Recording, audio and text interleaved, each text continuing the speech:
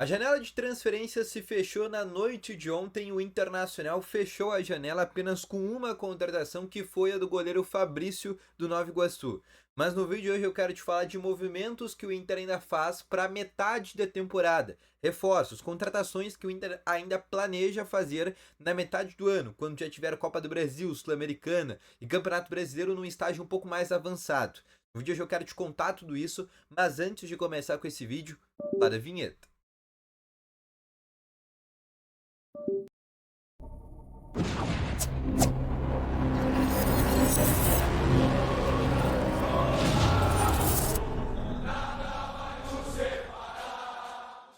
Bom dia, colorados! Começando aqui com novas informações sobre o Internacional, e só antes de começar com esse vídeo, não esquece de deixar o teu gostei, te inscrever no canal e ativar também aqui o sininho de notificações, que é muito importante. Além disso, quero te falar também que no primeiro link na descrição tem o Ativo Ultra, que é o melhor estimulante para você que tem uma melhora na performance entre quatro paredes. Uma cápsula dura mais de 4 dias e é para homens de todas as idades. Não perde tempo, clica no primeiro link na descrição e compra agora mesmo o Ativo Ultra, uma entrega totalmente sigilosa, tá bom?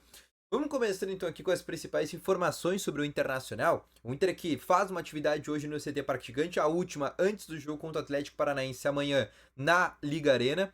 E nesse momento, a atividade que está marcada para as 2h30 da tarde, após isso do treino, o Inter viaja para o Paraná, não vai fazer um novo protocolo da CBF, que é fazer um reconhecimento de campo no gramado um dia antes, que é uma novidade para essa temporada. O Inter vai optar por realmente só ir no dia do jogo, ir um dia antes, porém não fazer uma atividade dentro do estádio, como agora é permitido, né? O Cuiabá, por exemplo, na primeira rodada jogou contra o Atlético lá e fez todo esse protocolo, né? Chegou pela manhã, à tarde treinou, e o Inter vai optar pelo contrário, vai treinar à tarde no CT, viaja ali no finalzinho da tarde e fica hospedado no hotel para o jogo do dia seguinte. O Inter não vai fazer uma atividade dentro do estádio da Liga Arena, é uma opção exatamente da logística do Internacional, que não quer, por exemplo, sair cedo de Porto Alegre para daí treinar, por exemplo, da tarde, porque o Inter entende que o gramado sintético, fazendo reconhecimento um dia antes, não vai fazer tanta interferência nesse momento, tá bom?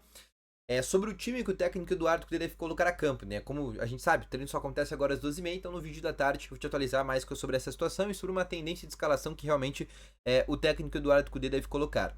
Eu quero te falar aqui nesse vídeo exatamente sobre a janela de transferências que ontem se fechou. O Inter só fez uma contratação, que foi o Fabrício, que chegou do Nova Iguaçu, né, goleiro, né, onde o Inter precisava para quando o Rocher, por exemplo, ser convocado para a seleção uruguaia.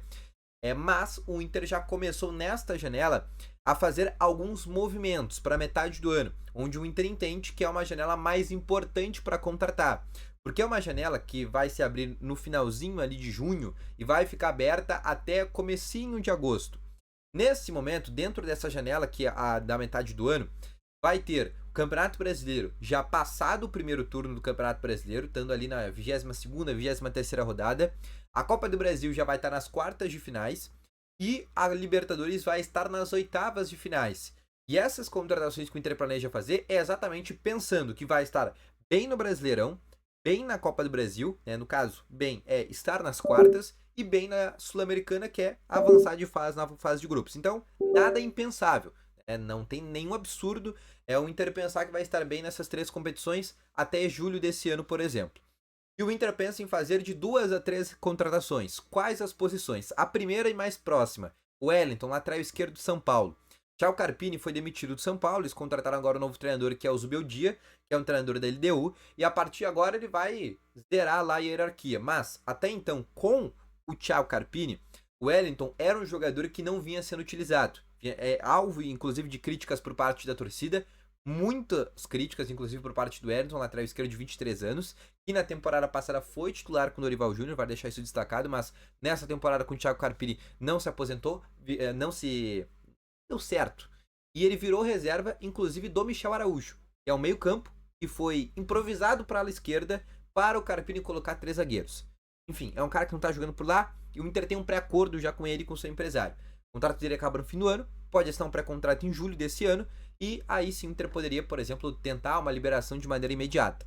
O fato é, nesse momento é o que o Inter planeja fazer, contratar o Wellington de uma liberação imediata. Mas óbvio, vai depender de como que vai ser esse novo técnico do São Paulo. Daqui a pouco ele coloca novamente o Wellington como titular, consegue recuperar o jogador, fazer que o Wellington seja aquele jogador da temporada passada, e aí já é uma situação que complica.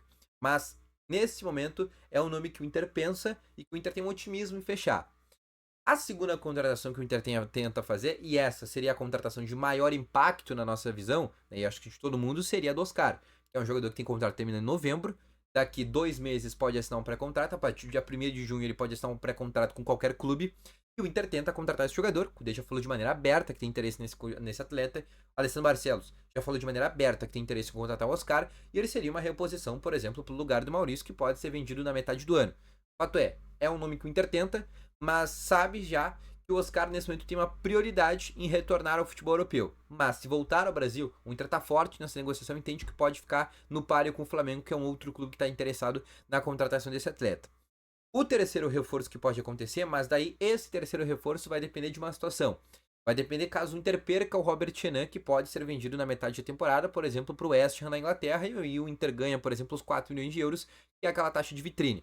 Mas se o Inter não perder o Robert Renan, a tendência é que o Inter não traga outro zagueiro. A não ser que o Vitão saia, que o mercado se lesione, ou que algum zagueiro se lesione, até bate na madeira para essa situação não acontecer.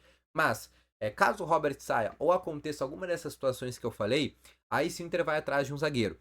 2 nomes o Inter pensou dentro dessa janela. A primeira, que partiu do Inter o interesse, que é o Adrielson, que hoje está no Lyon. Na temporada passada estava no Botafogo. É um jogador que desde 2020 o Inter tem interesse. Mas o empresário dele me disse que é um nome que ganharia hoje 850 mil por mês lá na França. E para vir ao Internacional seria o principal empecilho. Então, para ele vir ao Inter, teria que abaixar o seu salário de maneira bem considerável, diga-se de passagem. Seria o primeiro problema.